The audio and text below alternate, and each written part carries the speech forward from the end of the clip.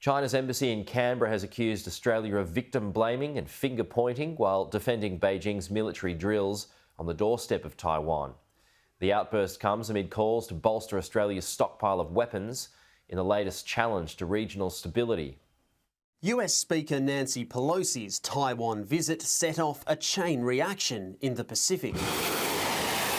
Chinese land and missile drills met with condemnation from Australia and its allies. They're using that strategic bulk to force a sphere of influence, and we need to respond to that. China's embassy in Canberra firing its own verbal attacks, accusing Australia of absolutely unacceptable finger-pointing, describing Beijing as the victim of political provocation.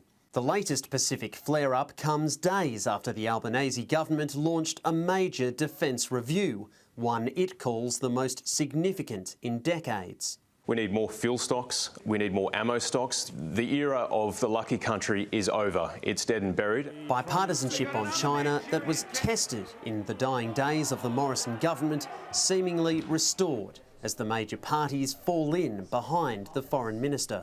The response by the Chinese government was disproportionate and destabilising. I think the government does need to continue to stand strong. I think they're doing the right thing and we'll stand with them. Back home, the government will again set its sights on lifting real wages, this time in the aged care sector. While not identifying a specific amount, the government's submission to the Fair Work Commission will argue for an increase large enough to offset some cost of living pressures. Aged care workers deserve a significant pay rise, a meaningful pay rise. Unions demand an increase of 25%, 4 times the current rate of inflation. You're not going to get a figure out of me, but we have agreed that we will fund it no matter what the decision. A decision due by year's end.